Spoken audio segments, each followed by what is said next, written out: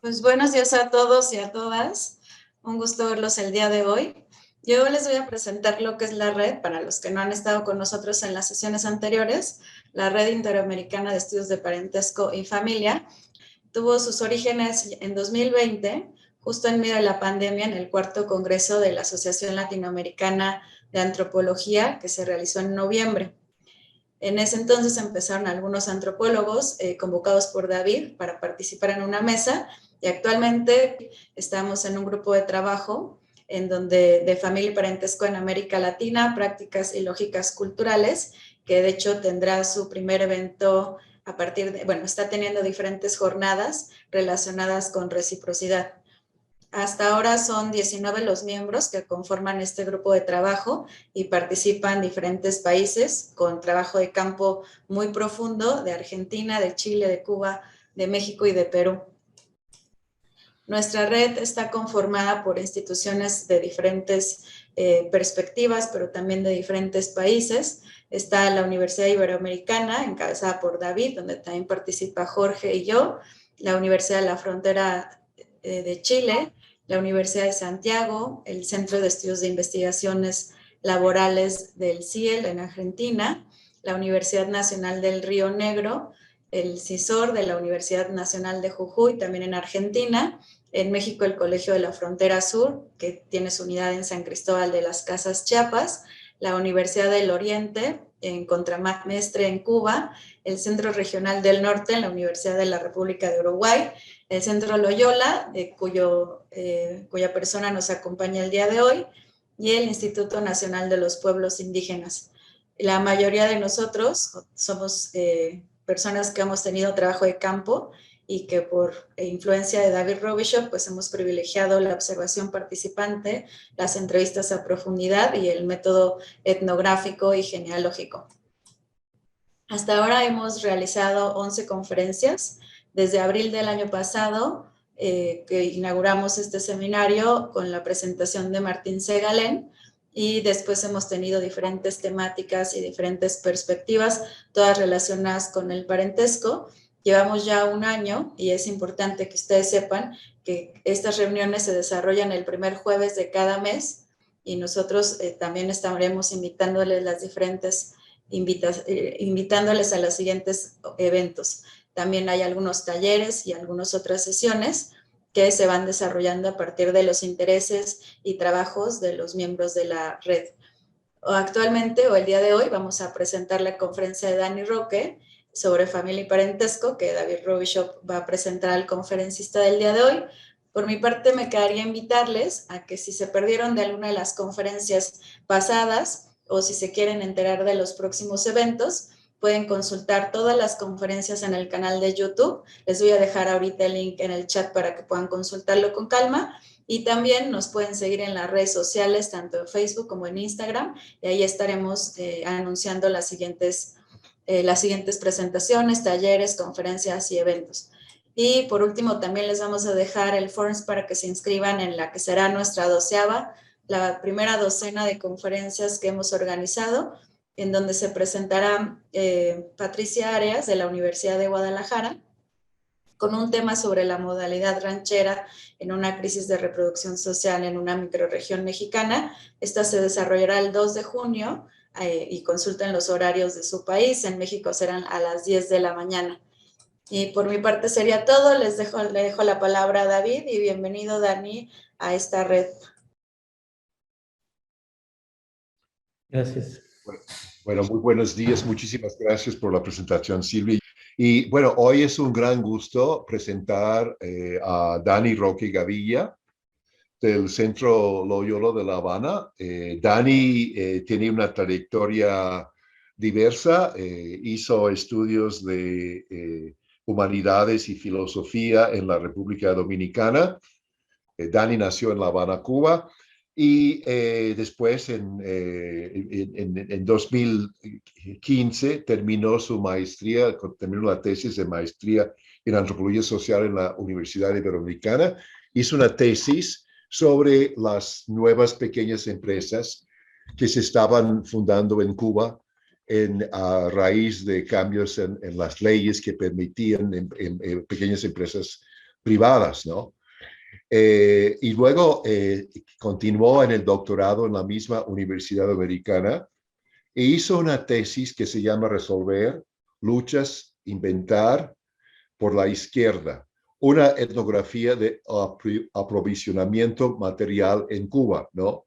Es muy interesante porque, como él hablará, ha habido estudios sobre la familia en Cuba, pero ninguna ha abordado a la familia desde una mirada muy cercana, privilegiando la observación participante. Y esto permitió descubrir cosas que no estaban asentadas o contempladas en otros trabajos, ¿no? Entonces, con gusto les presento a Dani Roque. Eh, Adelante, Dani. Ok, gracias David. Déjame tratar, bueno, compartir pantalla, que ahora me están saliendo aquí muchas cosas y creo que es esta la que toca. Uy, no sé qué está pasando aquí. Ay, mi madre.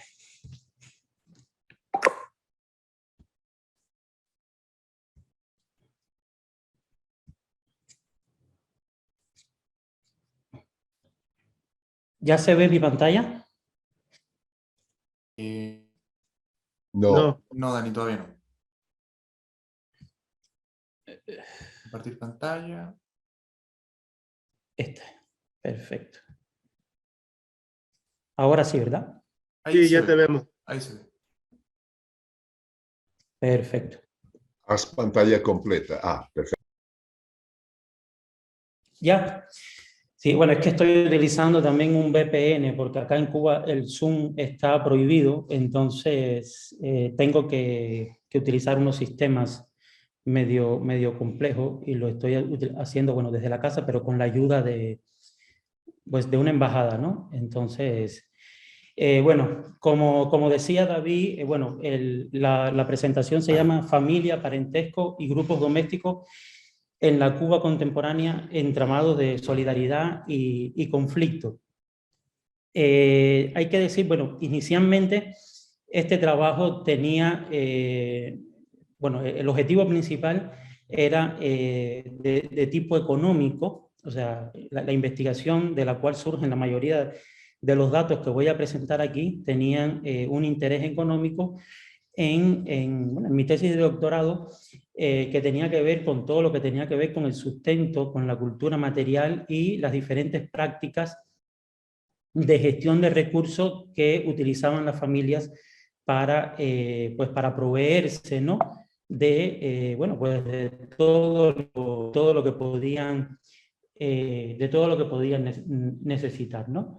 Entonces, ¿qué es lo que yo quiero presentar? Un poco también resultado de una investigación que empezó en el año 2017 y bueno, después de más de año y medio viviendo aquí en Cuba, bueno, he seguido en contacto con las personas, viendo también un poco cómo se han ido transformando la información que en ese momento me ofrecieron, pues tratar de hablar de, bueno, pues de la experiencia de las personas y hablar de cómo éstas se adaptan a los contextos donde tienen lugar sus acciones vitales, ¿no? O sea, básicamente lo que hace la gente, cómo es que vive, cómo garantiza su reproducción material, cómo se organizan para solucionar los problemas de sobrevivencia que presentan en un contexto muy específico, que es el contexto de Cuba, que en términos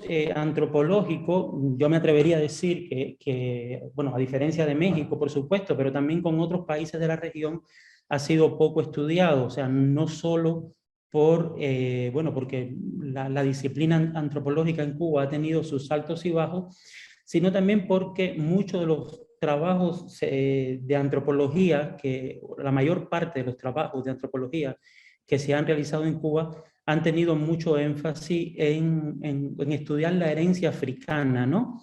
O sea, o tanto en temas vinculados a la racialidad como en los temas vinculados a las religiones cubanas de tipo africano, la santería, el palo. Y eso se evidencia incluso en las conversaciones con la gente que asocia la antropología con este tipo de investigación. En términos de la familia, ya dentro de un poquito voy a ahondar más en eso, los estudios sobre familia han estado enfocados principalmente desde la psicología y un poco menos también en la sociología, ¿no? Entonces decía, en ese contexto, o sea, cómo es importante para las familias, cómo se adaptan y cómo solucionan sus problemas de sobrevivencia, pues hay que tener en cuenta, sin ahondar demasiado en este tema, porque ya esto daría para una investigación, para una presentación distinta, las particularidades socioeconómicas del contexto cubano, ¿no? Bueno, es un país que desde 1959 adoptó un modelo, como es sabido, que se distancia del mercado, de las leyes del mercado, pero también tiene una normativa que restringe la gestión económica de los ciudadanos, ¿no? Entonces, en este sentido, hace que la mayor parte de la ciudadanía dependa excesivamente del Estado. Un Estado que al mismo tiempo ve limitado su ejercicio económico. Bueno, pues hay unas sanciones económicas impuestas por Estados Unidos desde el año 60, o sea, producto de las nacionalizaciones de las empresas estadounidenses que había en Cuba y que empezaron a nacionalizarse en 1959, en 1960, específicamente más todavía en 1961, se implementó el embargo económico, también conocido como bloqueo, y esto restringe mucho la actividad del Estado. Como decía, hay un desentendimiento por parte del propio Estado, ya estamos hablando de un Estado administrador de las leyes básicas del mercado, y esto también tiene consecuencias, ¿no? Tiene consecuencias sobre todo en el deterioro de todo lo que tiene que ver con la infraestructura física y social vinculada a la producción. Entonces, las posibilidades de abastecimiento de las personas están determinadas por unos mercados muy fragmentados, caracterizados por una altísima escasez, con precios que están muy por encima de la capacidad adquisitiva de la mayor parte de la población. O sea, con un salario no da para nada, a nadie, absolutamente a nadie le da pues para comprar los alimentos que tienen para el mes. Y todo, prácticamente todo, está determinado por esto que decía, ¿no? Una persistente escasez y un sistema, un funcionamiento muy deteriorado de los sistemas de provisión de todo tipo de bienes y servicios, ¿no? Estamos hablando, por ejemplo, esto incluye tanto la alimentación como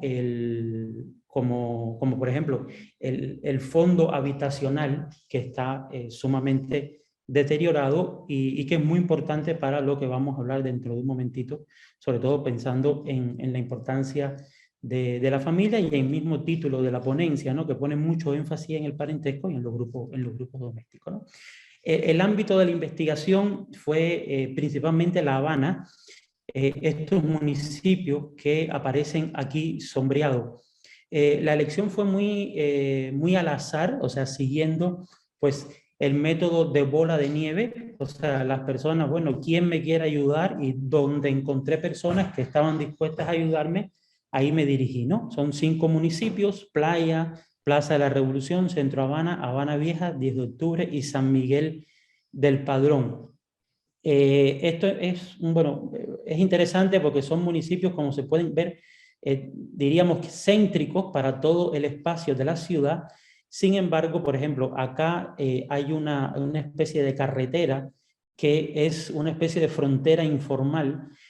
Todo lo que está al sur de esta carretera, pues la gente que vive en esta zona lo considera campo, ¿no? Aunque realmente sean municipios de La Habana. Y por ejemplo, San Miguel del Padrón, para las personas que viven en La Habana Vieja, también es casi campo, ¿no?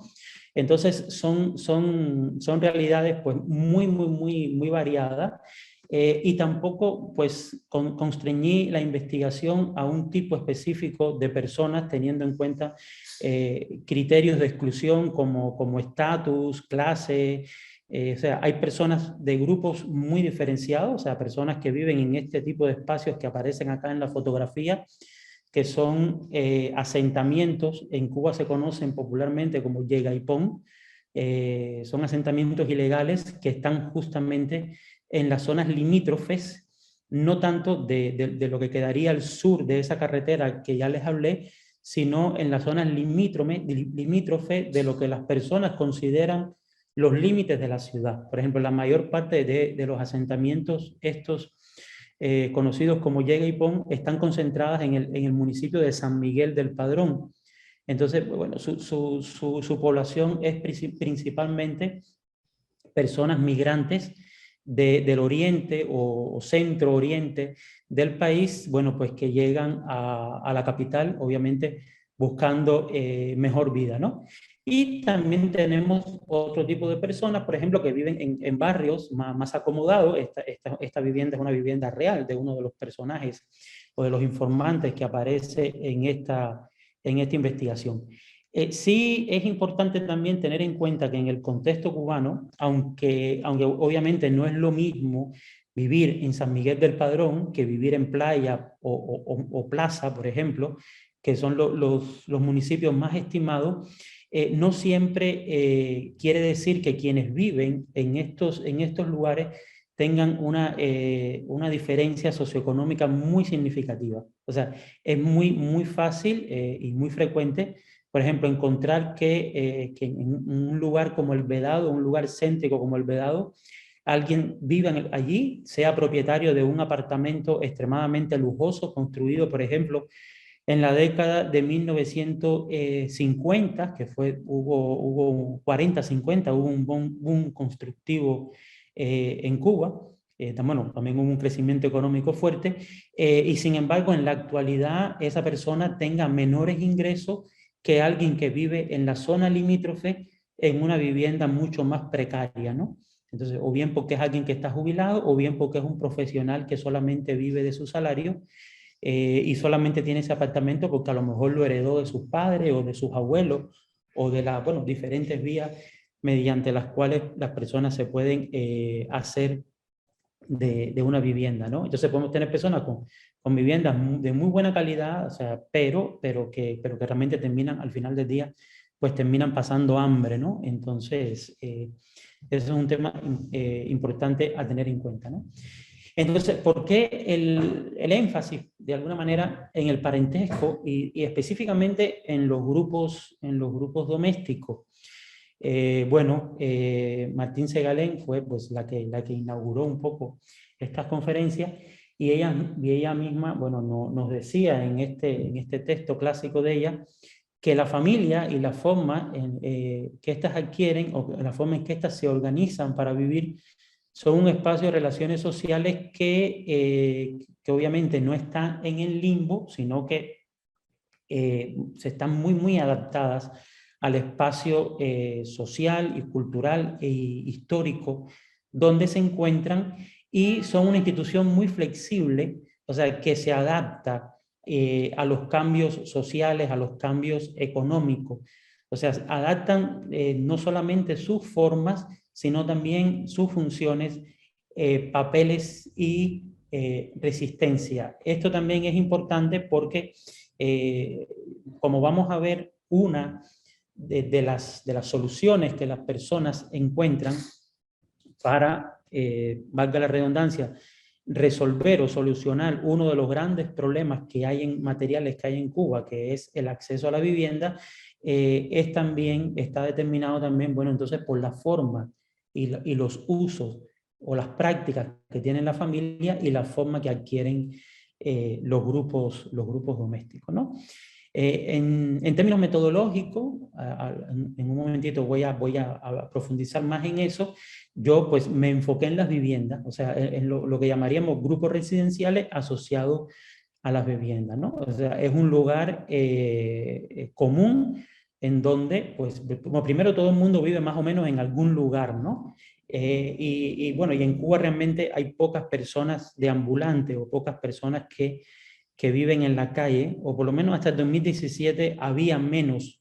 Hoy en día, en la actualidad se ve mucho más, pero es algo que se ha acrecentado en los últimos 2 años. Y bueno, es un lugar recurrente por las investigaciones, ¿no? para recopilar datos del campo. Un reto que tuve fue justamente la definición de las unidades residenciales. ¿Por qué? Bueno, pues esto se inserta en la discusión de conceptos como familia, hogar, grupo doméstico, que bueno, para los que estamos relacionados con los estudios de parentesco o con los estudios de familia, pues sabemos que son conceptos polisémicos que no siempre se utilizan de la misma manera. Por ejemplo, el término de familia, cuando hablamos de familia podemos referirnos a 3 tipos de grupos diferentes, ¿no? O sea, los parientes con los que compartimos una vivienda, o sea, nuestros descendientes o ascendientes o colaterales con los cuales también tenemos algún tipo de vínculo sanguíneo.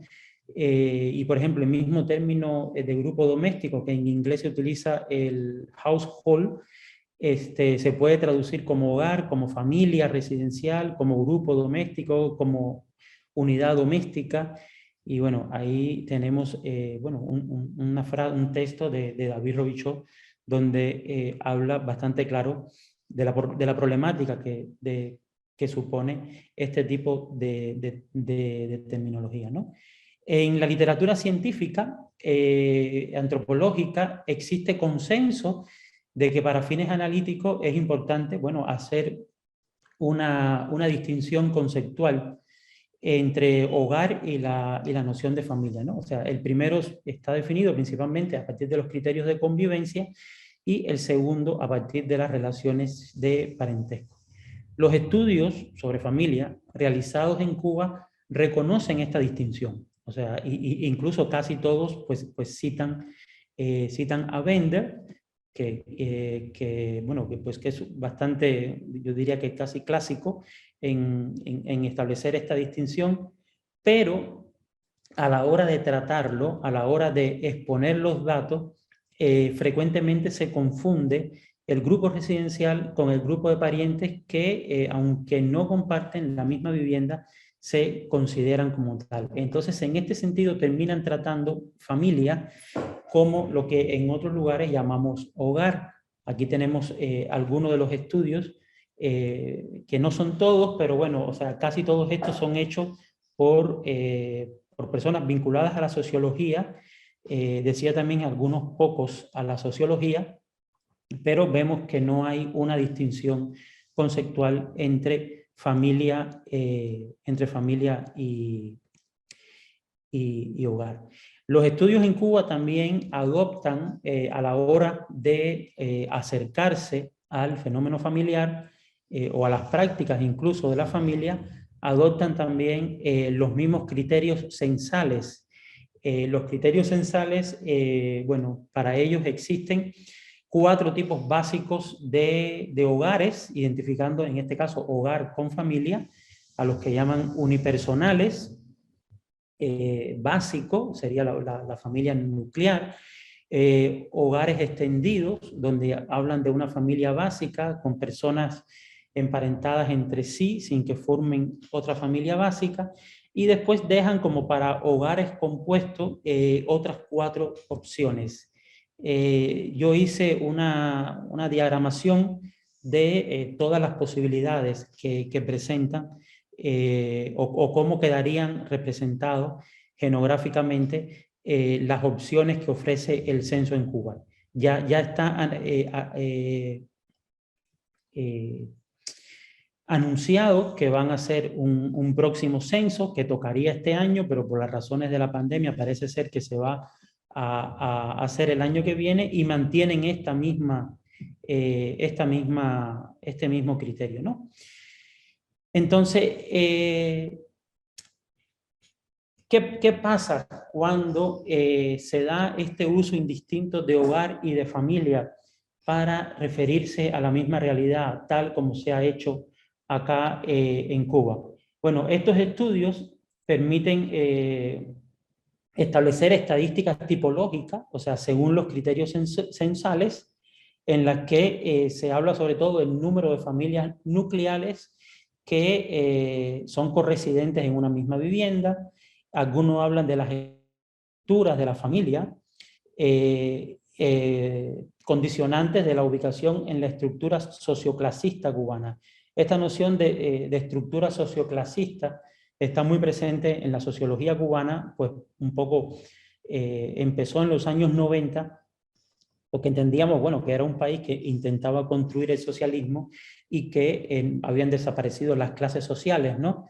Entonces, bueno, después se dan cuenta de que no, que hay diferencias socioeconómicas y surgió toda una literatura hablando de la estructura socioclasista, que básicamente lo que a partir de los ingresos, sobre todo a partir del volumen de los ingresos que podían tener las personas, los ubicaban en esta estructura socioclasista. Después, cuando hay núcleos, cuando hay grupos domésticos en los cuales no hay familias nucleares, básicamente cuando vive mucha gente, se usa muy acríticamente, por llamarlo de alguna manera, el concepto de familia extendida y siempre asociado a la desventaja social. O sea, se entiende, bueno, que si viven muchas personas en una misma residencia, en una misma vivienda, independientemente de las condiciones que ésta tenga, pues se habla de una desventaja social.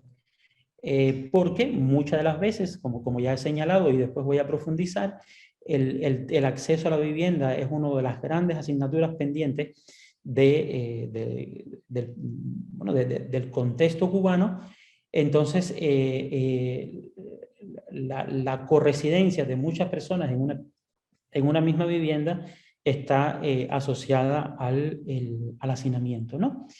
Después también estos estudios permiten establecer tipologías de familia, por ejemplo, también desde los años 90, que en Cuba empezaron a fluir remesas del exterior. Antes de 1993, perdón, estas remesas estaban prohibidas o se recibían en la moneda nacional cubana.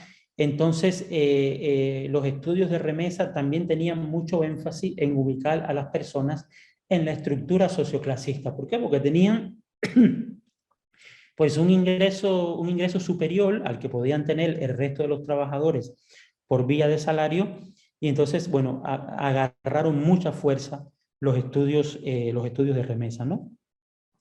Después también hay otros estudios vinculados también al barrio, que se hablan de barrios que están en desventaja social, que tienen que ver sobre todo, bueno, con la distancia de la zona céntrica, pero más que todo a la infraestructura de los mismos barrios, ¿no? O sea, si tienen agua potable, si tienen electricidad, si tienen calles asfaltadas. Y son cosas, bueno, que salen también en los censos, pero que algunas de las investigaciones realizadas en sociología también han destacado. Después también se pueden establecer tipologías que establezcan o presenten números de los hogares que están encabezados por mujeres. De eso hay bastantes también estudios, sobre todo a partir de los años 2000, y en algunos trabajos también se ha tomado en cuenta el elemento étnico, ¿no? Asociado el color de la piel nuevamente con la manera en que las familias se ubican en la estructura socioclasista cubana. Pero ¿qué pasa? O sea, ¿qué información no ofrece esta falta de rigor conceptual o esta falta de distinción? ¿Cuáles son los arreglos internos? ¿Cuáles son las prácticas concretas de las personas? O sea, ¿cómo se organiza internamente? ¿Por qué el hecho de ser parte de una familia extendida coloca automáticamente a la persona en una situación de desventaja social? ¿Cuáles son los arreglos específicos que tienen lugar, por ejemplo, al interior de las unidades residenciales donde conviven varias familias nucleares? ¿Cómo es el uso del dinero? ¿Cómo es el uso del espacio? ¿Cómo se establecen las jerarquías? Básicamente todo lo que tiene que ver con las características del funcionamiento interno de los hogares. O sea, no solamente no aparecen los datos censales, sino que tampoco aparece en este tipo de estudios. Y un tema que aparece muy poco estudiado es la situación del reemparejamiento, que ahora está empezando a ganar fuerza, sobre todo en la Universidad de Oriente, con María Eugenia Espronceda Amor, que es la que ha llamado la atención sobre este tema, pero que en Cuba tiene una alta incidencia, ¿no? Entonces, claro, cuando hay situaciones de reemparejamiento, que se forma una nueva pareja, por ejemplo, cuando van a vivir juntos, es muy frecuente que no llegue solamente la nueva pareja, sino también llega la nueva pareja a convivir con la descendencia de matrimonios o de uniones anteriores, o incluso la misma nueva pareja también puede llegar con su propia descendencia. Entonces, eso genera dinámicas sociales internas y económicas al interior de los grupos residenciales, que es algo que se ha estudiado muy poco. O sea, yo lo esbozo de alguna manera, pero sí reconozco que es un tema que toca seguir profundizando.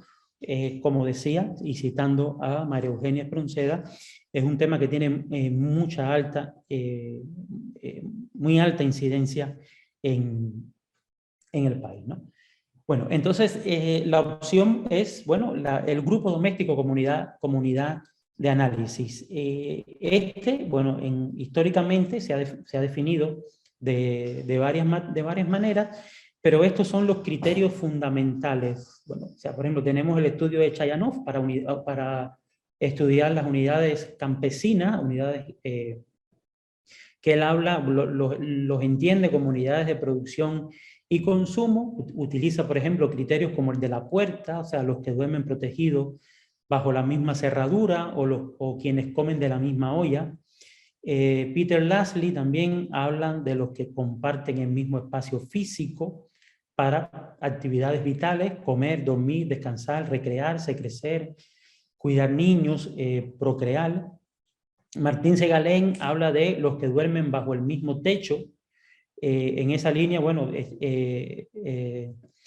Marian Schmitz, que también hace un trabajo en Inglaterra, habla, bueno, del conjunto de corresidentes, de personas que comparten la mayoría de los aspectos relacionados con el consumo, aprovechando un común conjunto de recursos. Este se parece más al que voy a presentar inmediatamente. O posteriormente, perdón. También está la opción, y bueno, la opción ya se ha dado, de una distinción interna al interior de las unidades residenciales. Está el trabajo, por ejemplo, de Hugo Nutini en Tlaxcala, donde, bueno, cuando tuvo también la dificultad, por ejemplo, similar a la que tuve yo, de definir los límites de lo que era una vivienda, se dio cuenta que al interior de ellas habían diferentes arreglos presupuestales. Y entonces, bueno, utilizó los términos como gasto junto y gasto aparte para los casos en los cuales las viviendas podían albergar más de una unidad presupuestal. En Marruecos se habla también, hacen referencia al criterio del presupuesto para referirse a los grupos de personas que conforman cada uno de los diferentes grupos, que de manera semi-independiente, porque no son totalmente independientes, conviven dentro de una misma vivienda. Esto es un trabajo hecho en los espacios rurales de Nador, sobre todo porque resulta difícil. Y en el mismo Marruecos también, por ejemplo, un estudio más reciente de una española, Elena Hernández Carrochono, habla también de grupos residenciales compuestos por varios grupos domésticos con tipos de relaciones variables entre ellos, incluyendo la cuasi total independencia económica. Insisto en que el tema económico es importante porque primero era el interés inicial de mi investigación, y segundo porque bueno, pues la situación económica también no solamente determina las posibilidades reales de organizarse la familia, sino que también esa misma organización de la familia cubana, en el caso que voy a presentar ahora, termina siendo una de las soluciones que presentan o las maneras de adaptarse al entorno, ¿no? Entonces, en este sentido, yo propongo esta doble distinción. Hablar de grupos residenciales para referirme a todo el conjunto de individuos que comparten una misma vivienda sin que necesariamente tengan que tener entre todos algún vínculo de consanguinidad o de afinidad, pero comparten espacio por algún interés o necesidad. Básicamente me estoy refiriendo a todas las personas que comparten una misma vivienda, una misma casa, o que tienen una misma entrada.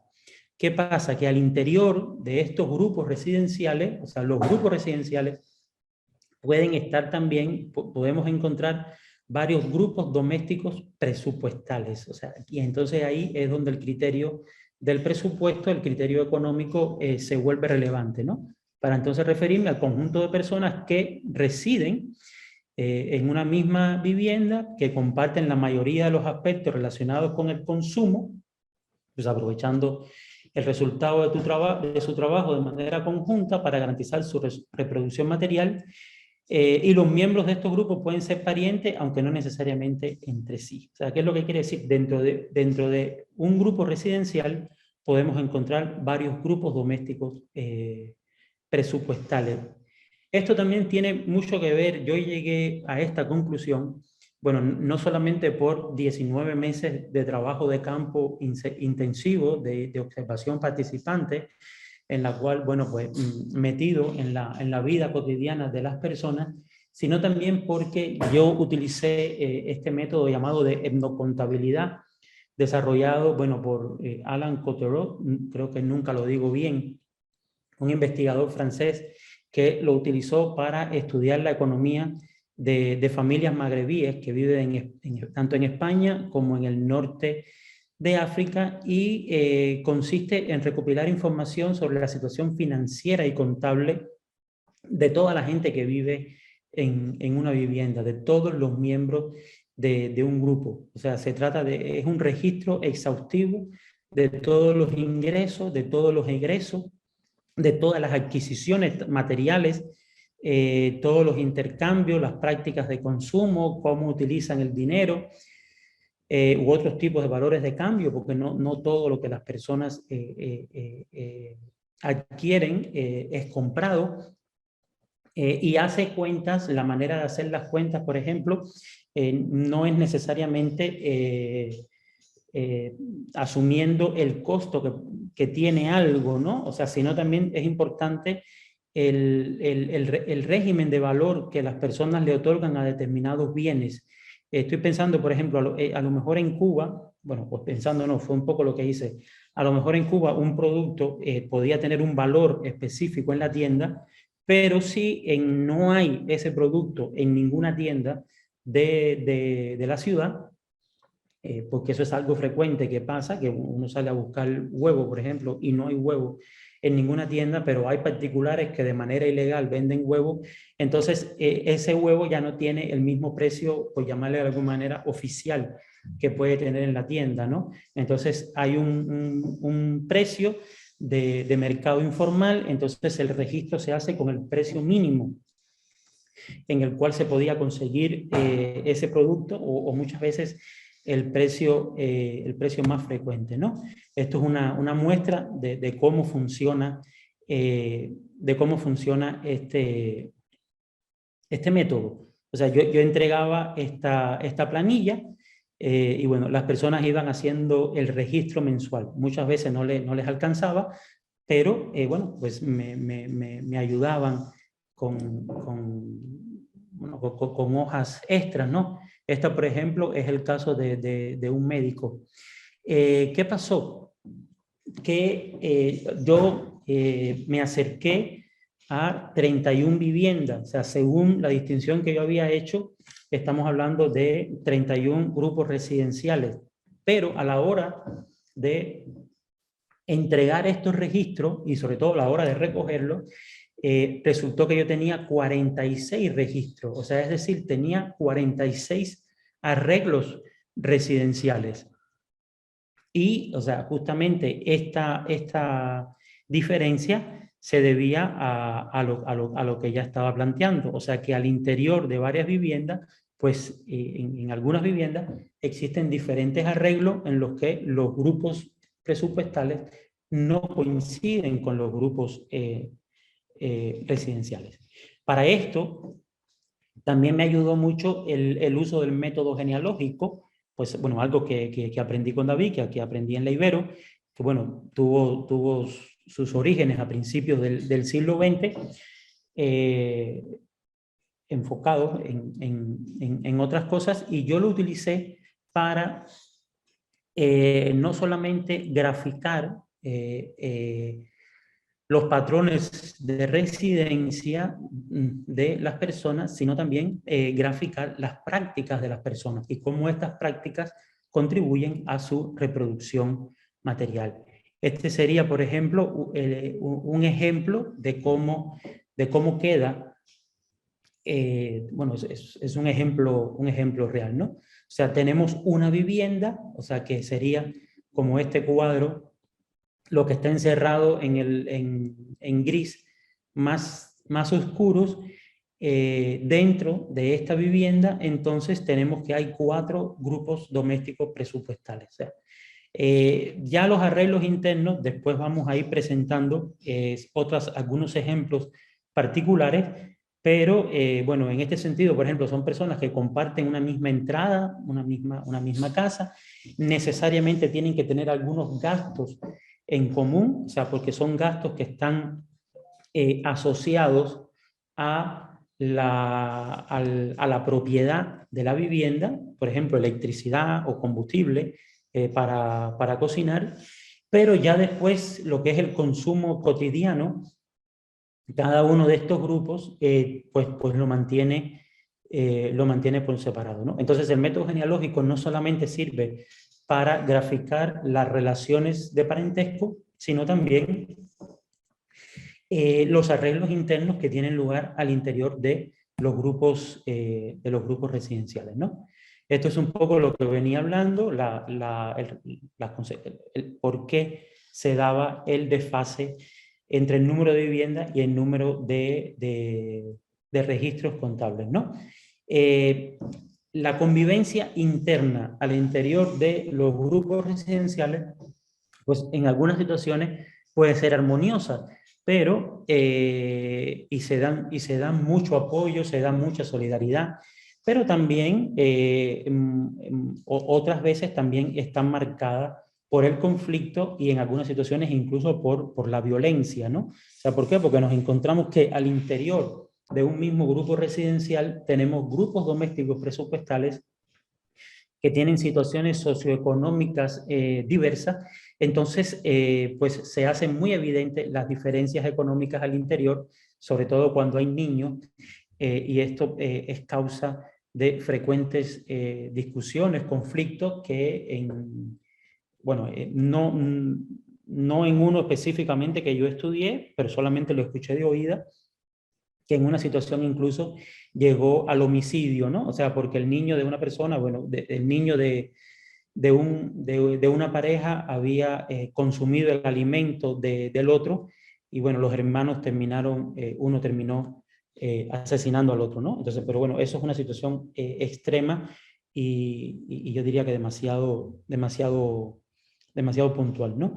Después también está las formas de habitabilidad, o sea, lo que tiene que ver cómo se maneja las jerarquías al interior de los hogares, o sea, cómo se organiza, por ejemplo, cuando algunos de estos grupos tienen que compartir la estufa, tienen que compartir el baño o tienen que compartir el refrigerador, o en algunos casos también tienen que compartir recámaras, ¿no? Entonces, pues es la distinción justamente a partir del criterio de residencia y el criterio de presupuesto es un poco la que me permitió o la que permite acercarse a este tipo de problemática.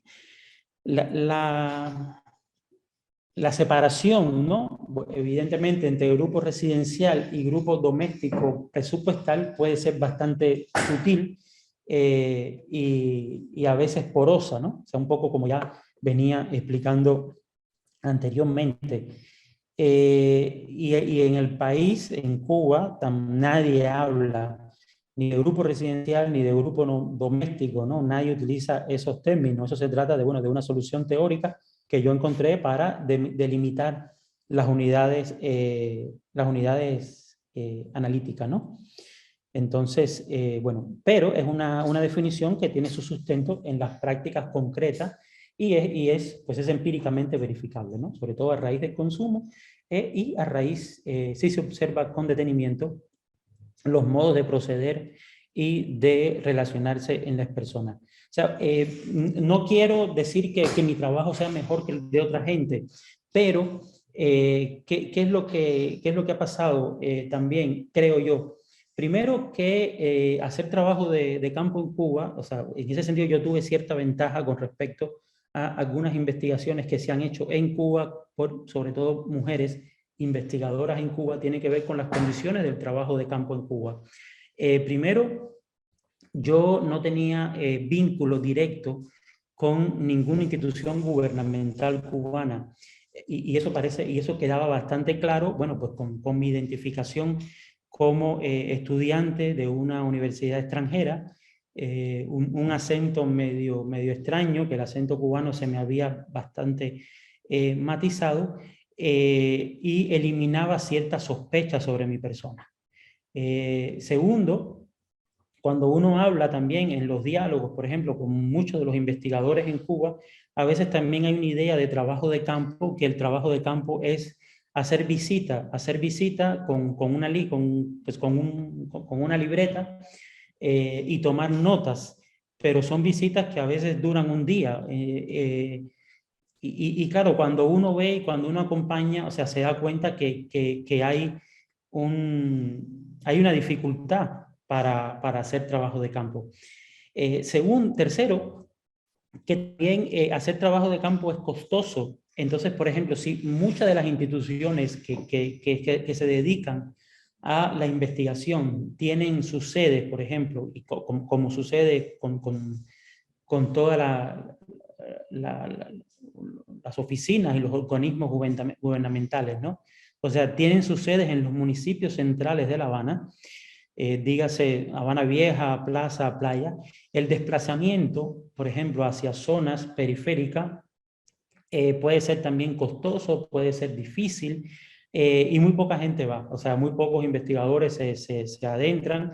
Ahí merece especial atención el trabajo de Pablo Rodríguez, realizado en San Miguel del Padrón hace unos años, pero fuera de eso, o sea, los trabajos suelen ser puntuales, de corta duración, y con visitas muy puntuales, ¿no? Y después también yo creo que hay pues cierto sesgo elitista, pero bueno, ya es un criterio como muy subjetivo de mi parte, ¿no? Este sería, por ejemplo, un primer ejemplo del que voy a hablar. Aquí está una de las primeras viviendas, la entrada de un grupo residencial de una persona a la cual voy a llamar Aida. Su nombre empieza con A, pero evidentemente le cambié el nombre a todas las personas con las cuales realicé trabajo de campo. Y la información interesante, por llamarlo de alguna manera, empieza desde el mismo modo, por ejemplo, en el que Aida se hace con esta vivienda, ¿no? Aida es enfermera, entonces, bueno, ella migró a La Habana y estableció un acuerdo con la señora que vivía aquí. Era una señora mayor que no tenía familia, y al final de su vida, bueno, Aida estaba divorciada, tenía 2 hijos de 2 matrimonios. Al final de su vida, la señora que vivía en esta casa le propone a Aida que se vaya a vivir con ella, que la cuide en los últimos años que le quedan de vida, que se ocupe de su situación de salud y su situación material, y ella le deja en herencia la vivienda. Básicamente le hace un testamento por el cual Aida adquiere esta vivienda. La vivienda está compuesta por lo que llamaríamos dos estancias Esta sería la entrada, esta que acabamos de ver acá. Hay una estancia inicial y una pared, le sigue otra estancia convertida en habitación y un baño. Aida y su esposo, que inmediatamente voy a presentar a los miembros de este grupo residencial, construyeron lo que en Cuba se conoce como barbacoa. O sea, es una especie de segunda planta que, bueno, están hechas de materiales muy diversos. En el caso de la de Aida es una combinación de madera con estructuras de metal con madera, y en la planta alta, con un techo muy bajito en este caso, consiguieron hacer dos habitaciones más. O sea, si se fijan, la casa es pequeña y el techo pues es a 2 aguas, entonces yo no puedo estar parado, ¿no?, en estas, de pie en esas habitaciones, pero bueno, la utilizan como habitaciones. Esta es un poco la distribución al interno. Y este sería entonces las personas que conviven en esa vivienda.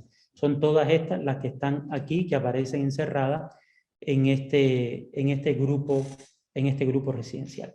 Atendiendo a la distinción metodológica que utilicé, por ejemplo, nos encontramos que en este caso, en un mismo grupo residencial, en un espacio relativamente pequeño, coexisten 4 grupos presupuestales, ¿no? O sea, está Aida, que es la propietaria de la vivienda, ella, su esposo y el hijo más pequeño de su esposo conforman lo que sería un primer grupo presupuestal dentro. Después tenemos al segundo hijo de Aida, que es un hijo de su segundo matrimonio, que vive en la misma vivienda, ocupa una de las habitaciones de arriba, con su esposa y con su hija más pequeña. Después tenemos también un tercer grupo presupuestal compuesto por 2 personas, que es la hija del matrimonio anterior del esposo de Aida, más el hijo de esta muchacha, que bueno, después de separarse de su esposo, pues vivían en el interior del país, en el oriente del país, y se fue a vivir a La Habana en la casa de su padre, ¿no? Y después está Ronald, que es el hijo mayor de Aida, que fue el último que tuvo pareja y que tuvo hija. Pero ¿qué pasa? Que la familia de la pareja del hijo mayor de Aida tampoco tiene suficiente espacio en la casa.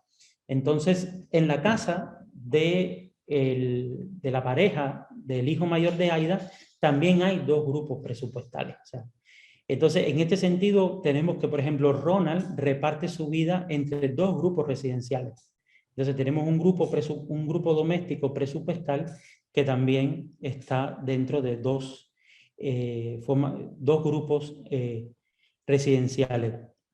Por ejemplo, si nos vemos, si tratamos, aquí está graficado, si nos enfocamos, por ejemplo, en el uso de los espacios, o sea, si nos fijamos, o sea, la casa tiene una sala de estar, una habitación, barbacoa 1 y barbacoa 2. Entonces, por ejemplo, acá tenemos que en la habitación propia, la habitación 1 que está abajo, esta es utilizada por Aida y su esposo. Mientras, por ejemplo, en la barbacoa 1, o sea, no hay una relación directa entre grupo presupuestal y uso del espacio, porque en la barbacoa 1, esta que está aquí, pues entonces tenemos que ahí la comparte Ronald, que es el hijo mayor de Aida, con el hijo de Fran, la pareja de Aida, ¿no? Yasmani, el hijo menor de Aida, con su esposa y su hija, tienen una habitación, mientras que la hija de Fran, con su hijo, pues duermen en la sala, ¿no? Si se fijan en el dibujo que hice, hay una cama, esa es la disposición que tiene. Ahí mismo está la cocina, es el lugar que ocupa, el lugar donde duerme Fátima y su hijo Francisco, ¿no? Esta es una de las ventajas también que ofrece esta distinción, y que gracias al método genealógico también se puede graficar y hacer visible, ¿no? O sea, toda esta dinámica interna que tiene lugar al interior, por ejemplo, de un grupo residencial como es este, ¿no? Aquí, por ejemplo, tenemos lo que serían la ayuda en alimento. Como decía hace un momento, al interior de los grupos residenciales también podemos encontrarnos con que hay diferencias socioeconómicas muy marcadas. Entonces, por ejemplo, en este caso, tenemos que, por ejemplo, Yasmani se dedica a la reparación de joyas, de oro, de plata. Entonces, por ejemplo, tiene un ingreso bastante superior con respecto, por ejemplo, a no solamente al esposo de su madre, sino también de su hermano Ronald, que es enfermero. Entonces, en ese sentido, vemos que al interior de los grupos residenciales, entre miembros del grupo doméstico presupuestal, hay tensiones, pero también hay mucha ayuda y mucha solidaridad.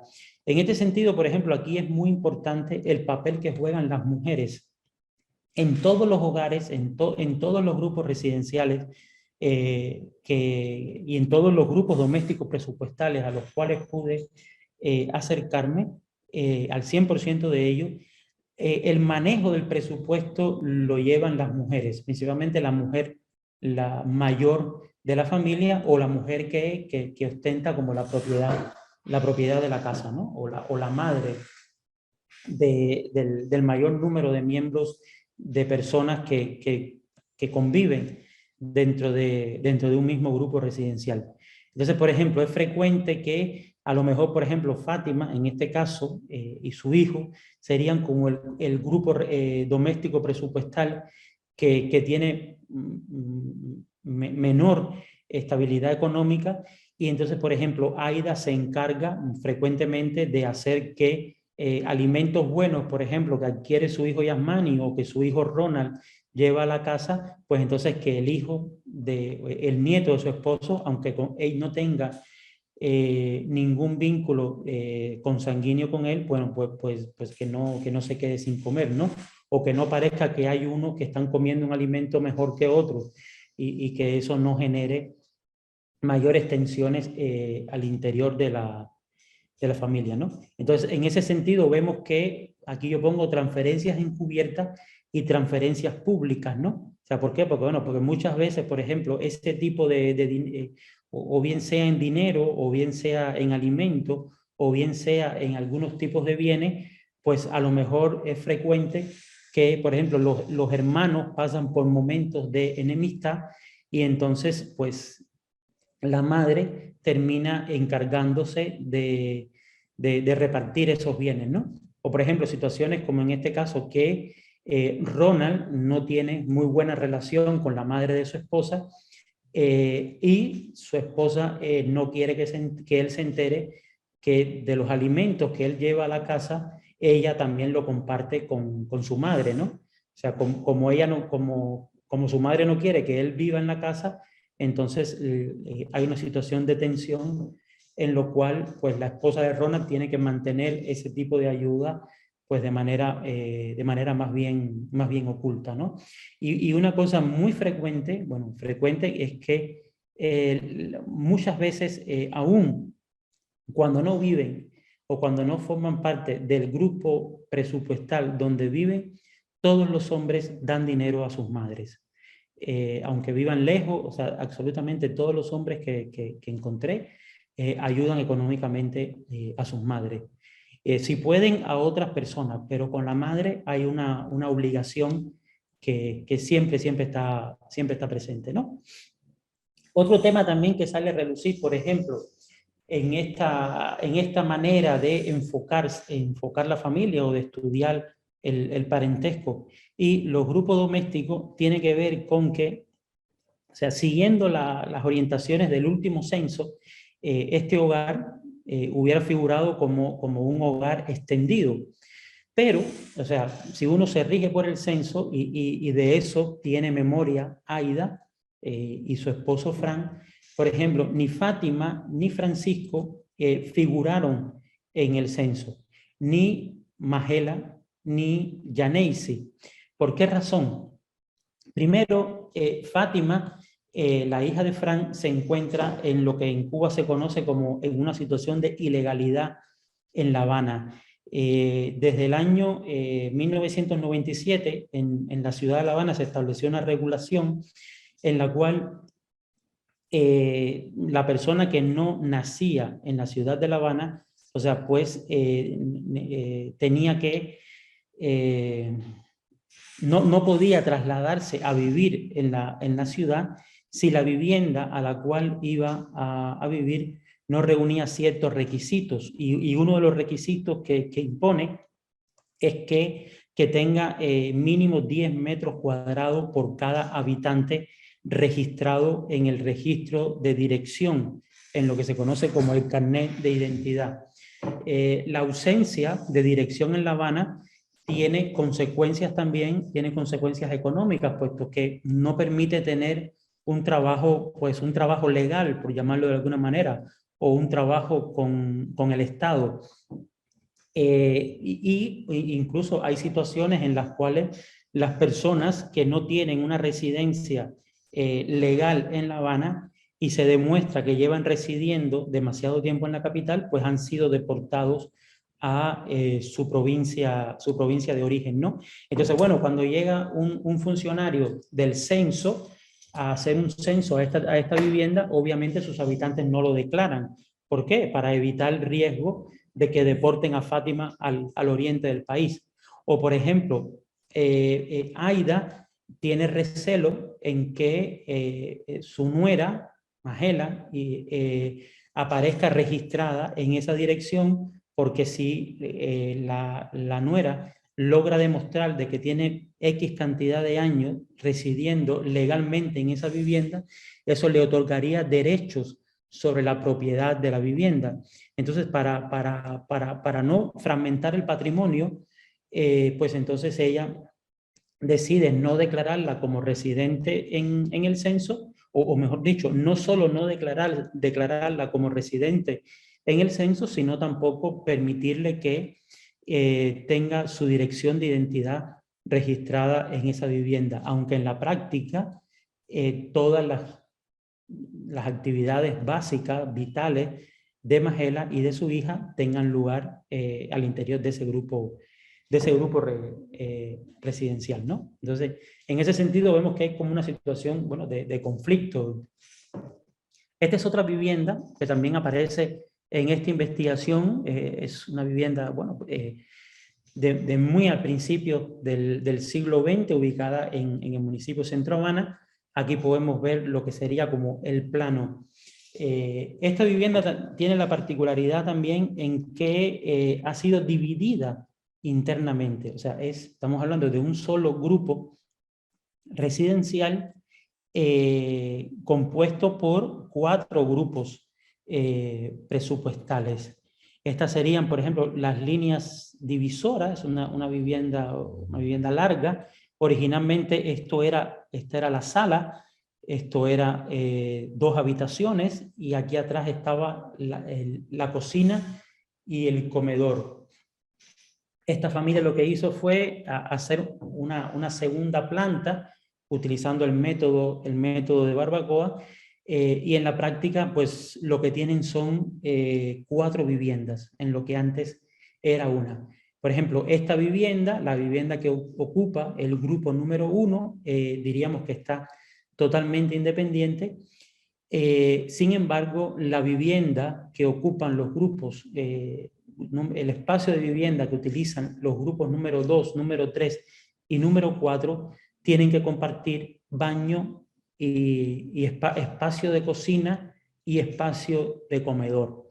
Entonces, en ese sentido, pues el único criterio de distinción, por llamarlo de alguna manera, que permitiría entender la lógica de funcionamiento interno de este grupo residencial, entonces es el criterio del presupuesto. O sea que, como vemos aquí, lo manejan lo más independiente que pueden. Digo lo más independiente porque en Cuba también existe la particularidad de lo que se conoce como libreta de productos racionados, o sea, una especie de cartilla mediante la cual mensualmente se vende una cierta cantidad de alimentos a un precio diferenciado, un precio mucho más bajo, que la misma libreta de productos alimenticios está asociada a la vivienda. Entonces, en este sentido, aunque todos sus miembros, todos los miembros de este grupo residencial forman parte de 4 grupos domésticos presupuestales independientes, además de cocina y además de baño, en el caso del 2, el 3 y el 4, también tienen que compartir todos lo que sería la libreta de abastecimiento.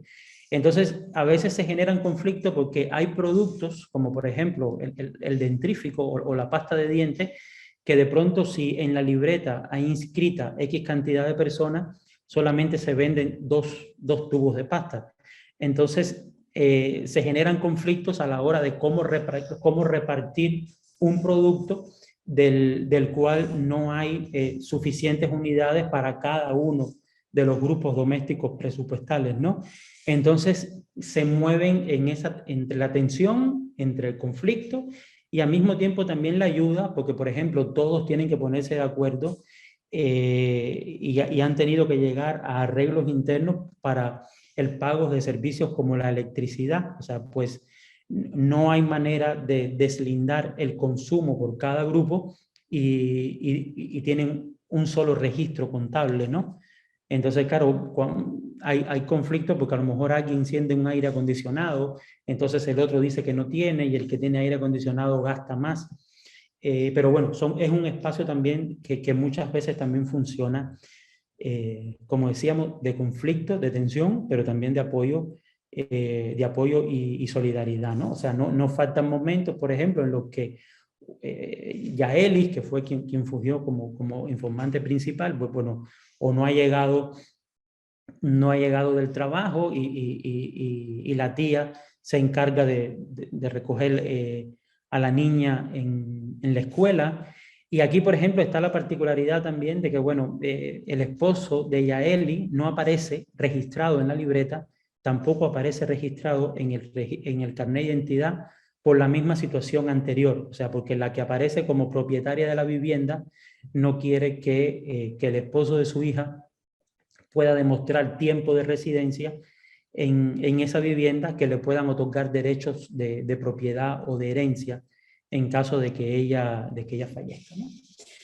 Esto que vemos acá es, bueno, una red, una parentela bastante grande. Hay 13 grupos domésticos presupuestales y en algunos casos el grupo residencial coincide con el grupo doméstico presupuestal, ¿no? Donde en una vivienda pues hay solamente, todos sus miembros comparten la economía, lo tienen todo en común.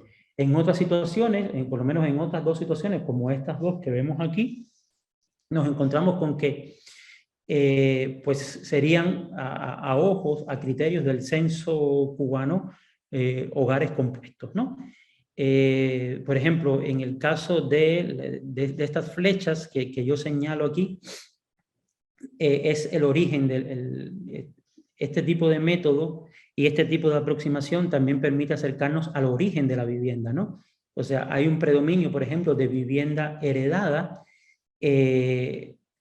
también casi todas, salvo una de las viviendas heredadas, que es esta, el resto fueron heredadas por mujeres, o sea, mujeres que al mismo tiempo fueron las que se hicieron cargo del cuidado de los padres en la edad adulta, ¿no? Y esta otra que está acá, bueno, esta vivienda y esta vivienda también fue, voy a explicarlo inmediatamente, fue un regalo de este señor que está aquí, que es el propietario de la vivienda que aparecía al iniciar la presentación. ¿Qué fue lo que pasó? Bueno, este señor, a quien puse por nombre Roberto, hasta el momento de su jubilación tuvo un cargo muy importante en el gobierno cubano, Entonces, bueno, fue combatiente de la revolución. Entonces, después de la revolución, obtuvo una vivienda, le fue asignada una vivienda a donde fue a vivir, pues con su esposa y con sus dos hijos que nacieron, pues uno justamente en 1959 y otra en 1965. ¿Qué pasa? Que cuando él se separa de la madre de sus dos hijos, le regala una vivienda a la madre, a su esposa, y él consigue otra, que es la vivienda donde vive su hija. La vivienda, esa vivienda donde vivía su ex esposa en ese momento, bueno, porque también se separó nuevamente y consiguió una tercera vivienda, que es donde vive actualmente con su actual pareja.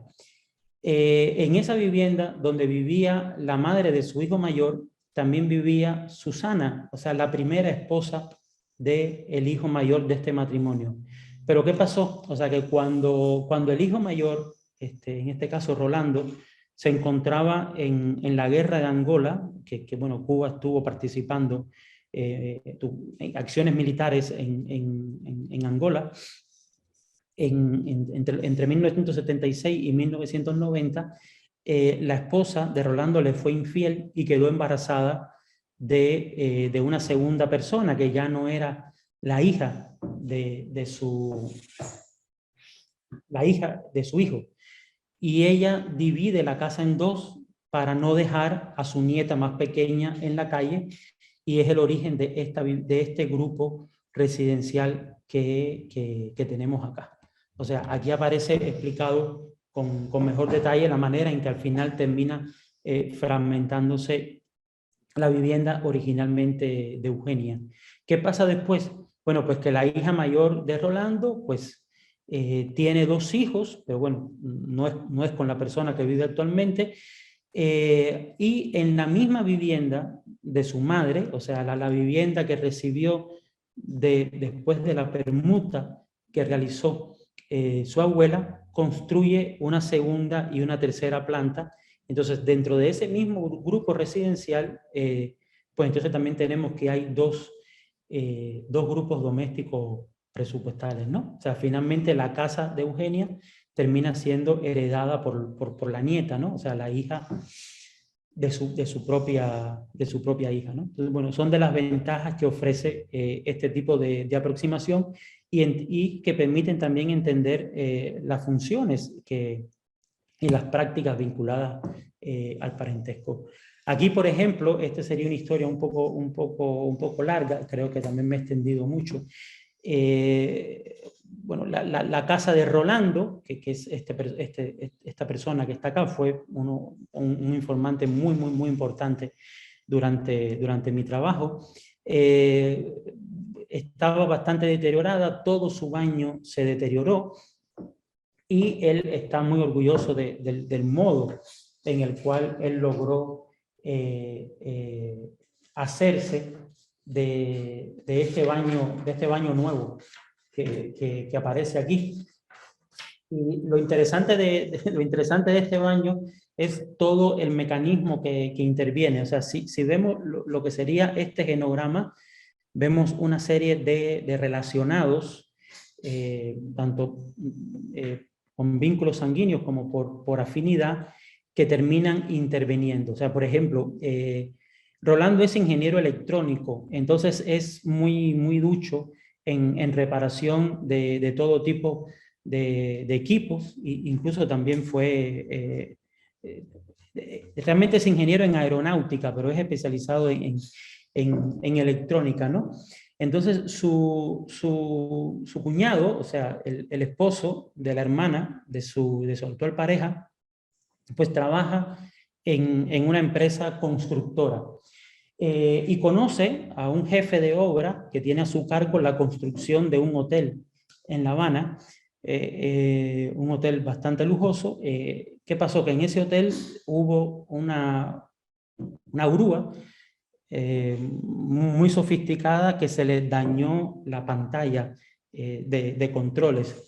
Esa grúa ya se había dañado anteriormente y para reparar esa grúa, pues Heriberto, el jefe de obra, tenía que, bueno, evidentemente informar a sus superiores tendrían que enviar una solicitud a España, España tendría que mandar a unos especialistas que hiciesen una defectación, esos especialistas venir a Cuba, hacer la defectación, encargar la pieza, esperar que la pieza llegara a Cuba, esperar que la pieza fuera sacada del puerto y esperar a que llegaran nuevos especialistas encargados de montar el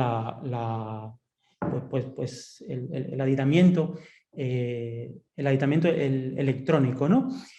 Pero ¿qué pasa? Que Arturo sabe la destreza, conoce de la destreza de Rolando. Y Emilio, o sea, en este personaje que aparece por acá, que es el ex cuñado de Rolando, es testigo de esta conversación y sabe que también conoce de estos temas. En su trabajo hay una grúa similar que está abandonada y él cree que esa pieza puede funcionar. Se ponen de acuerdo, sustraen la pieza del trabajo de Emilio, Rolando, con la ayuda de su nuero, trasladan la pieza, la colocan en la grúa, el jefe de obra nunca informa del desperfecto, o sea, la construcción del hotel nunca se atrasa, y Rolando obtiene pues todos los aditamientos necesarios para su baño, ¿no?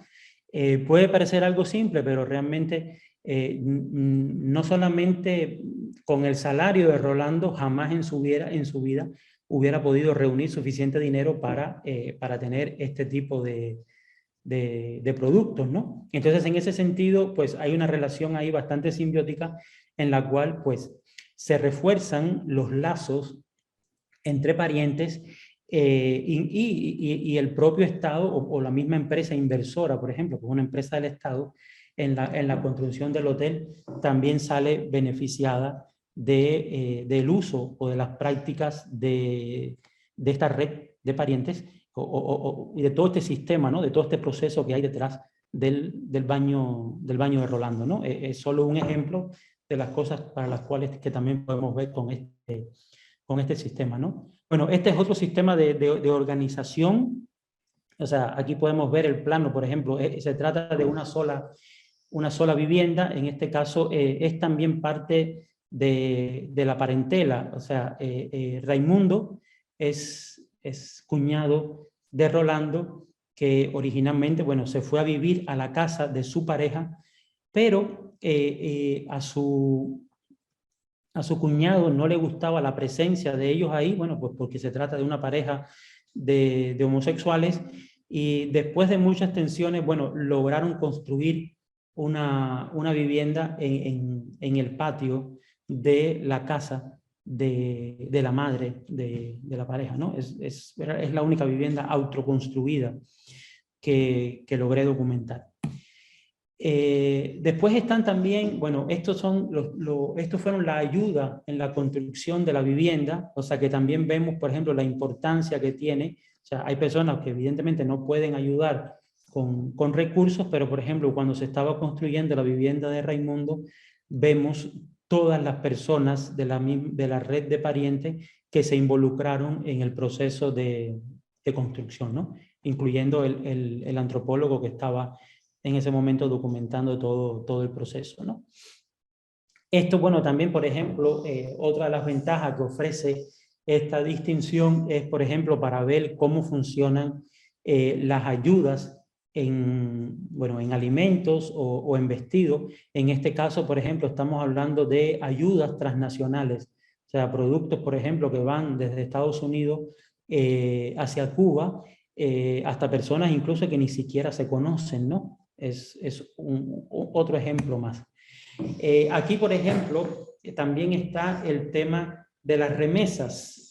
Estos números los estoy actualizando porque, bueno, después del a principios del 2021, Cuba entró en un proceso económico en el cual, bueno, los salarios aumentaron y ya no hay la misma equivalencia, pero estos números son del 2021, y esto se trata del registro del mes de septiembre de una pareja, o sea, Tamara y Alberto. Se trata de ella es médico. Aquí vemos reflejado, bueno, su salario, el salario de ambos. En ese mes era de 5.315 pesos, eso equivalía a 152.41 dólares. Sin embargo, el total mensual de gastos de los dos fue de 5.100 pesos, o sea, 234 dólares. O sea, la diferencia, o sea, los 1.785 pesos de diferencia proceden de las remesas que el hermano de Tamara envía cada 6 meses a ella, y por ejemplo, ella es la encargada entonces de repartir esa remesa entre su parentela. El tema de la remesa es importante, yo creo que también graficarlo y documentarlo en Cuba, porque, como decía hace un momento, hace unos años, sobre todo en los años 90, las remesas adquirieron mucha fuerza porque era uno de los criterios que utilizaban todos estos estudios de los cuales le hablé, que hablan de la estructura socioclasista.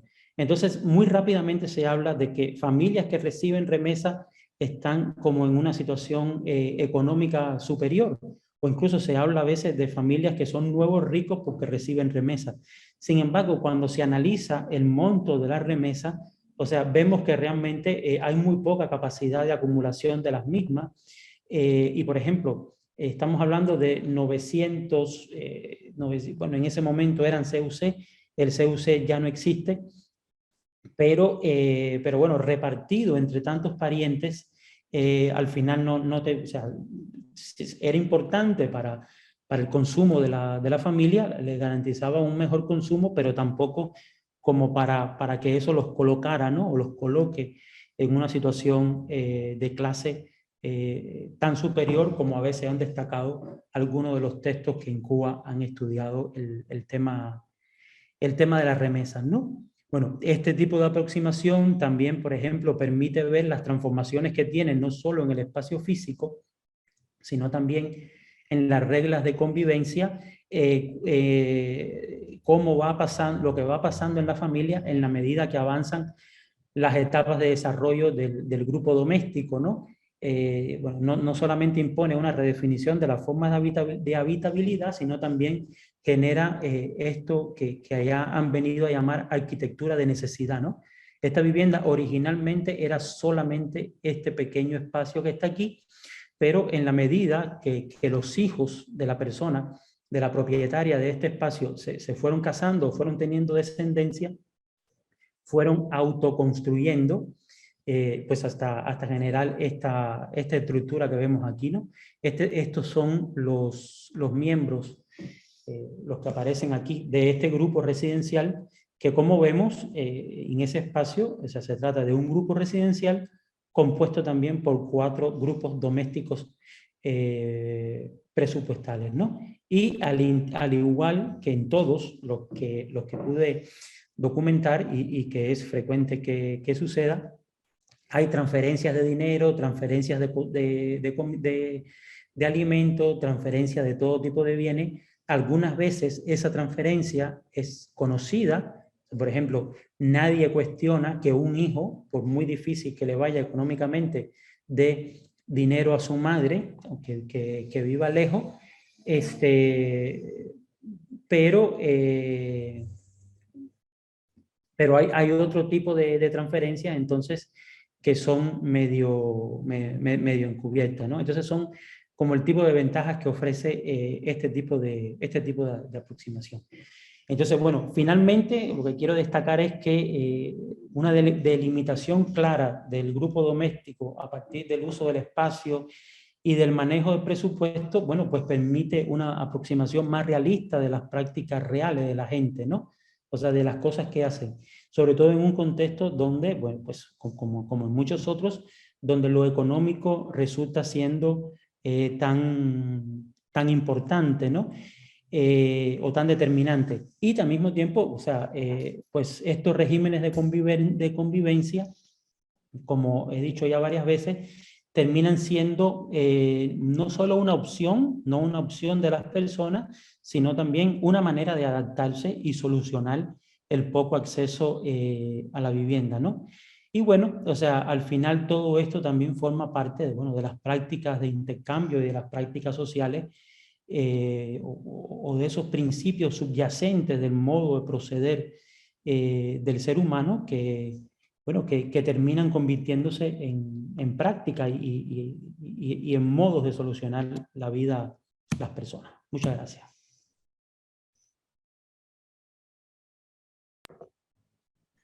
Bueno, muchísimas gracias, Dani, por esa presentación muy completa y con una serie de cuestiones que creo que son importantes. Para comenzar, yo quisiera hacer algunos comentarios y luego abrir la discusión a otros, que hay algunas otras preguntas, ¿no?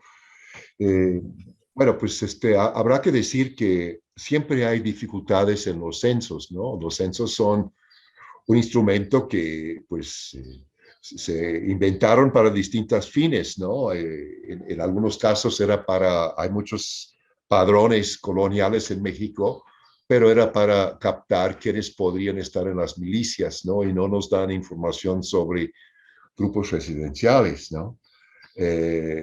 También el hecho de que quizás el modelo de censos para el Nuevo Mundo fue tomado de Europa, probablemente supusieron familias nucleares, ¿no? Que cada vivienda, cada grupo presupuestal, como estás llamando eso ahí.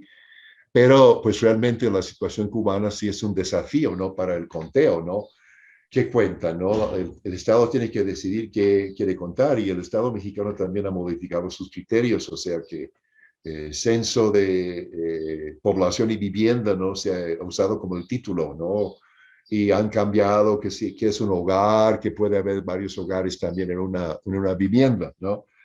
Pero creo que lo importante de este trabajo es que es un refinamiento conceptual, o sea que como tú bien dijiste, familia y todo eso, grupo doméstico, son como términos, conceptos polisémicos, ¿no? Y muchas veces se nos olvida de eso. Me acordé de un trabajo que no me acuerdo si a principios de los 2000 o a fines de los 90 que escribió Mania Salles, que se llamaba Cuando hablamos de familia, ¿qué familia hablamos? Entonces vemos que el término familia en Cuba se ha aplicado a distintas cosas, pero los estudios anteriores casi no han captado lo que tú has captado, ¿no? Las complejidades, ¿no? De vivir en viviendas, de compartir o no compartir, de pasar por tensiones o de cooperar, ¿no? Que está como muy captado aquí, que como ha señalado que viene mucho de la metodología que tú aplicaste, ¿no? Que es un tipo de abordaje que es posible solamente convivir, ¿no? Con la gente, ¿no? Y como tú dijiste en un caso hacia el final, pues la cooperación también involucró al antropólogo, ¿no? Que ayudó en la construcción de esa vivienda o en su modificación. También, lo que también pensé en algo que decía o que dijo Martín Segalén, que me gustaba mucho, ¿no? Porque ella no era, bueno, viene de otra tradición distinta de la de Lévi-Strauss, ¿no? Muy distinta, ¿no? Entonces hablaba de la venganza, de la filiación sobre la alianza, ¿no? O sea que lo que estamos viendo es la preocupación de los propietarios o las propietarias de que el yerno o la nuera adquiera derechos, ¿no? Por estar ahí, porque por la fragilidad de las uniones, que es también algo, un fenómeno muy importante mencionar, podría quedarse ahí, ¿no? Incrustada o incrustado, ¿no? En algo que debería de ser del hijo, ¿no? Y también los detalles que mencionas, ¿no? De la importancia de las madres, ¿no? Para los hombres, ¿no? En el sentido que los apoyos van en ese sentido. Creo que son temas dignos de seguir estudiando cuando tengas tiempo, ¿no? Porque sé que estás muy ocupado en una serie de actividades en la administración de los centros de Loyola, ¿no? Creo que también captaste en una forma muy interesante los procesos de fisión, ¿no? Que es un enfoque dinámico y también novedoso en el hecho de que lograste que la gente anotaran sus gastos y cosas por el estilo, ¿no? Que en parte usaste el modelo que desarrolló Oscar Lewis, ¿no? O sea, que tú vienes como de distintos partes, distintos conceptos, distintos abordajes para tomar en cuenta algo muy complejo.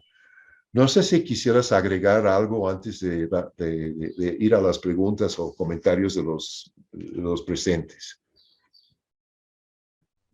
Bueno, o sea, se quedan muchas cosas como pendientes, que creo que también un poco cierto el nerviosismo que supone hablar por internet, pero preferiría, o sea, contestar las preguntas y ya a lo mejor sale ahí algo, ¿no? Ujú. Bueno, yo te pasaría algunas de las preguntas. Hay una muy al inicio que menciona un trabajo publicado en la revista Batey que también habla de ciertas complejidades. No sé si tú conoces ese trabajo.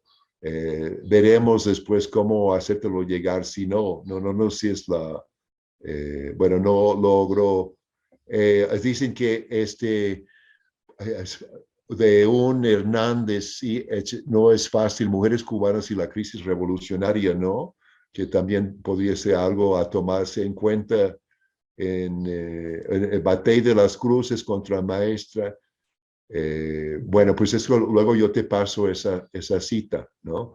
Por favor. También estoy viendo una pregunta o el comentario. Bueno, han preguntado si has publicado esto y yo contesté que quizás tu tesis está en línea en la Biblioteca de la Ibero, no lo sé, ¿no? Eso no. Sí, sí está. Ok, entonces pues pueden ir a la biblioteca, a la página de la Biblioteca de la Ibero y encontrar algo. Hay una pregunta no estoy seguro que entiendo la pregunta de Silvia Calvo de Patagonia en Argentina. ¿Qué sucede cuando los niños de estas FLIAS, pero quizás fuera hijas, tienen que escolarizarse? No sé si tú captaste la pregunta. Sí, yo creo que, porque es una pregunta que me he hecho otras veces, que también hablé un poco de este tema, tiene que ver con las personas, asumo que está haciendo referencia a las personas que están en situación de ilegalidad en La Habana, Ajá. y es que pueden hacerlo hasta el 9º grado. O sea, la ley establece que la educación en Cuba es obligatoria hasta 9º grado, entonces los niños sí pueden matricularse en la escuela hasta 9º grado. Ya para la educación preparatoria y para la universidad, entonces sí necesitan una dirección en la ciudad de La Habana, ¿no? Sí, es un poco eso lo que sucede. Creo que algo similar tiene que ver con ese tipo de arraigo a la casa, a la vivienda que hay en Cuba, ¿no? Es de Florence Rosenberg de la Escuela Nacional de Historia. Dice, felicito a Dani por su excelente conferencia. Me quedé con la duda, ¿qué pasa cuando alguien no está registrado? Es registrado en la vivienda y tiene necesidad de acudir al servicio médico. Sí, los servicios médicos de urgencia siempre están disponibles. O sea, uno va a cualquier parte del país, a cualquier hora, donde quiera que haya un servicio de urgencia. Ya cuando son consultas externas, o sea, un tratamiento de continuidad, o lo que sería en algunos lugares que se conoce como médico de cabecera, entonces ahí sí hay dificultades. O sea, porque al no estar registrado, no hay, esa persona no forma parte del grupo de personas que quedan dentro de la circunscripción que atienden los médicos de familia. Eso es legalmente, o sea, en la práctica todo el mundo sabe que quien vive en esa casa pues está ahí y el médico de familia lo atiende. Y incluso los que tienen residencia en La Habana, a veces para conseguir una consulta externa, la práctica más frecuente, o sea, los canales oficiales son lentos, y tardados. Entonces, en la práctica, la persona lo que hace es recurrir a un conocido que conoce a otra persona, que a lo mejor conoce a otra persona y que va recomendado, ¿no? Entonces, es como es la manera en que terminan de resolver este tipo de cosas, ¿no? Sí, de Jaime Carrión, interesantísima la presentación y sobre ello tengo una duda, aunque sí escuché al inicio de su conferencia, ¿podríamos hablar de procesos de fusión y fisión de los grupos residenciales de parentesco? Bueno, pues sí, o sea, justamente es un poco lo que decía al final casi, ¿no? O sea, en la medida que se van dando este tipo de procesos, bueno, pues también se van reconfigurando la forma y también las funciones y las relaciones internas que se van generando al interior de... Sí es importante señalar que, por ejemplo, lo que antropológicamente conocemos como neolocalidad, pues en Cuba es bastante extraña. O sea, ¿por qué? Porque hay muchas dificultades o sea, de adquirir una vivienda. Entonces, la fisión o la dispersión, ¿no? En la que se supone o se esperaría que los hijos se fuesen, pues no se van. Más bien lo que hacen es, o sea, o se va uno, pero el otro trae a la pareja a la casa. Y entonces es toda esa, por eso es la relevancia de este tipo de enfoque, ¿no? Porque es muy difícil. Quedan muy pocos grupos, ¿no? De padres cuyos hijos ya se fueron, ¿no? Es algo bastante extraño. Hay otra pregunta de alguien que se identifica como Sierra. Doctor Dani, excelente estudio. Solo una pregunta. ¿Cómo su categoría analítica de grupos residenciales puede explicar? Ay, a ver, se me fue. Puede explicar otras características de las familias cubanas relacionadas con la matrifocalidad. Se conoce que debido a la alta tasa de divorcios, y la carencia de viviendas, las hijas divorciadas así van a vivir con las madres, por lo menos en los gráficos no quedan reflejados. Pues para comenzar, que no todo puede graficarse, ¿no? Pero, ¿qué dices tú? No, eso, que no puedo todo, ¿no? Pero sí aparecen, o sea, en algunos de los gráficos que aparecen, o sea, vemos sobre todo cuando hay situaciones de reemparejamiento, en salvo el caso de Fátima, que fue el que más ahondé en el principio, en el que justamente Fátima se va a vivir con su padre porque emigra a La Habana, porque tiene mejores expectativas económicas, aunque esté en situación de ilegal acá en La Habana, pues al final termina ganando de mesera en una paladar mucho más dinero que su padre, que es ingeniero. En el resto de los casos donde hay situaciones de reemparejamiento, siempre la mujer regresa a la casa de la madre a vivir con su propia descendencia y a veces trae a su nueva pareja. Y que eso es un tema también que a lo mejor quizás estos segundos sí no apareció tan reflejado, que es que quien por lo menos podría representarlo un poco más o podría elaborarlo un poco más.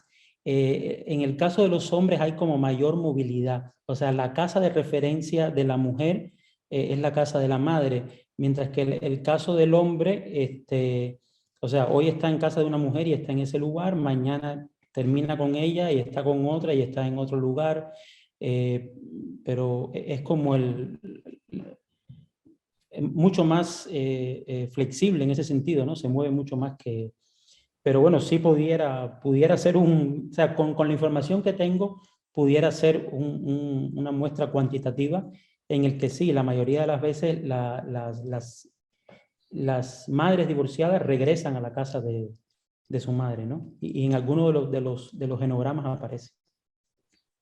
Bueno, hay varios mensajes de felicitaciones por el abordaje conceptual y a ver, creo que las condiciones económicas determinan la forma de residencia. ¿Existen casos de corrupción cuando llevan los censos estatales para no dar a conocer datos reales?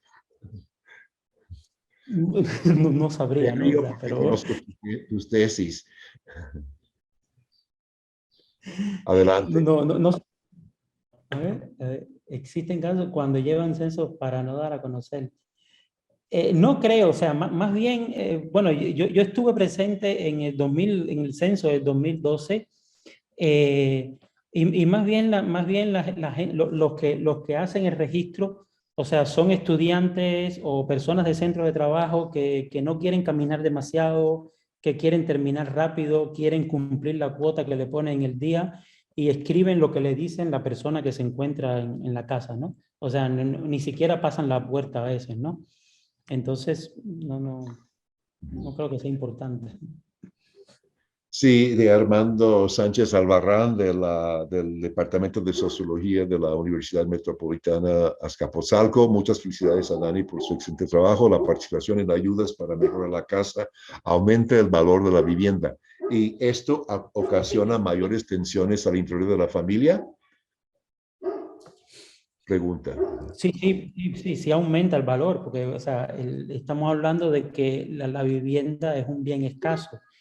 Entonces, por ejemplo, a veces en el mundo de deseos, las nuevas parejas o las personas en general, o sea, no siempre sueñan con una vivienda propia, a veces sueñan con una habitación propia, aunque esta habitación forme parte de la vivienda de la madre. Entonces, o sea, cualquier acción constructiva, o sea, incluso por precaria que pueda ser, que aumente el espacio o la disponibilidad de habitaciones, claro que sí, aumenta el valor de la vivienda. Y bueno, y te encuentras viviendas que tienen espacios muy rudimentarios, pero por ejemplo, a la hora de las personas proponerla para vender, en caso de que quieran venderla. Ahora mismo hay una situación de mucha compra y venta de vivienda en Cuba, motivadas por un éxodo que estamos teniendo en este momento, pues cuentan como cuarto o como habitación espacios que son como muy rudimentarios, pero eso aumenta el costo. Bien, una pregunta que viene de Daniela Salucci de la Universidad de Bolzano y de Yale. Muchísimas gracias, Dani, por esta ponencia muy detallada y puntual. Me perdí lamentablemente la primera parte y no sé si ya dijiste algo al respecto, pero quería preguntarte si detectaste, entre comillas, categorías locales para definir los que viven juntos o los grupos presupuestales, la red más ancha de ayuda familiar y parental, todas estas cosas. Muchas gracias y muchos saludos. Sí, yo en algún momento decía que esto de grupo doméstico residencial y grupo doméstico presupuestal, pues es una solución metodológica que, bueno, que está en la cabeza y en el escrito de la investigación. La gente no habla de eso. La gente lo más que dice es vivimos juntos pero no revueltos, ¿no? Entonces es y sí se habla, por ejemplo, de la casa de la madre. Es un tema que aparece frecuentemente.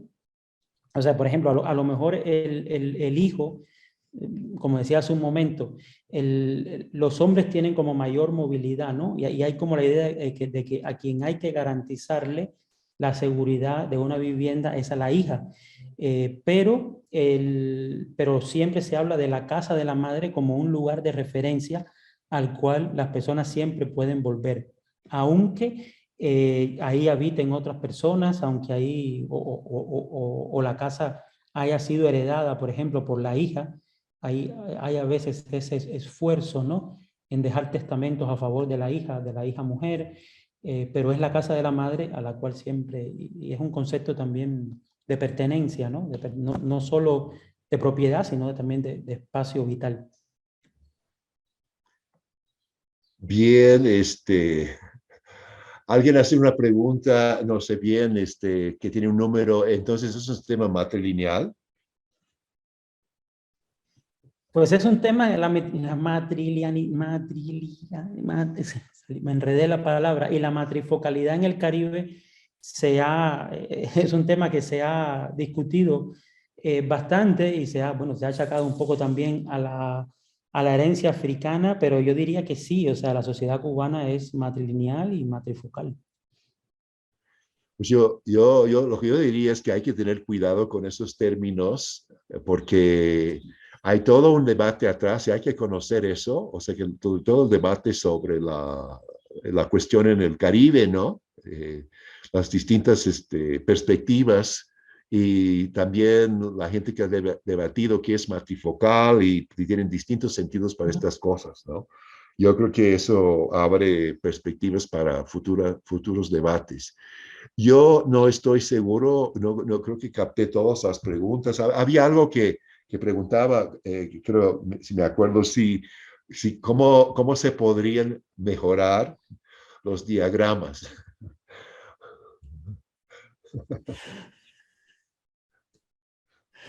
Pues yo lamentablemente perdí el GenoPro, desde mi computadora se dañó.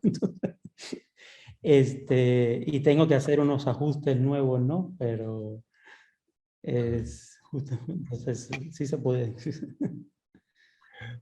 Pues yo lo que yo diría es que yo he visto diagramas que tienen tantas cosas que uno no entiende nada, ¿no? Entonces creo que en la presentación como hiciste de ir de una a otra, ¿no? Para tratar de mostrar, ¿no? Porque si pones todo en todo, se vuelve tan abigarrado que pues nos perdemos.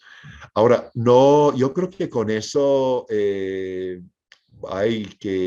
vamos cerrando y pues les recordamos, agradecemos su presencia a todos, bueno, a Dani sobre todo, ¿no? Por conectarte en situaciones como medio complicadas, ¿no? Difíciles de contactar y por darnos un panorama de algo que creo que se conoce muy poco, ¿no? Creo que es un trabajo que vale la pena. También creo que me dijiste que estás trabajando sobre un artículo para publicar y nosotros esperamos y una vez que lleguemos a sacar el primer volumen, ¿no? De los seminarios, de las conferencias del año pasado, también incluirte, ¿no? En uno de este año. Estamos súper atrasados en todo eso, ¿no? Pero bueno, pues no sé si, pues les recordamos también que el día 1 de junio vamos a contar con la presencia de Patricia Arias, que ha sido una asistente muy asidua en estas conferencias, ¿no? Y que pues nos hablará de una larga experiencia de investigación en una región que creo que se llama la Sierra del Tigre, ¿no? Entre Michoacán y Jalisco. Pues creo que va a hablar de cambios importantes, ¿no? Y pues ella, por ejemplo, participó en las jornadas que organizamos sobre parentesco y reciprocidad. Más bien fue organizado por el grupo de trabajo Familia y Parentesco de ALA, ¿no? Su conferencia se encuentra en línea, ¿no? Y pues yo creo que les animo a registrarse para ella y seguirnos frecuentando, de ver nuestra página de Facebook y el canal de YouTube, donde esperamos en unos días colocar esta misma conferencia para aquellos que no pudieron estar presentes o que llegaron un poco tarde. Pues muchísimas gracias por todos y a todos y todas por su participación y presencia. Muchas gracias, Dani. Y creo que con eso nos despedimos. Hasta la próxima. Hasta luego.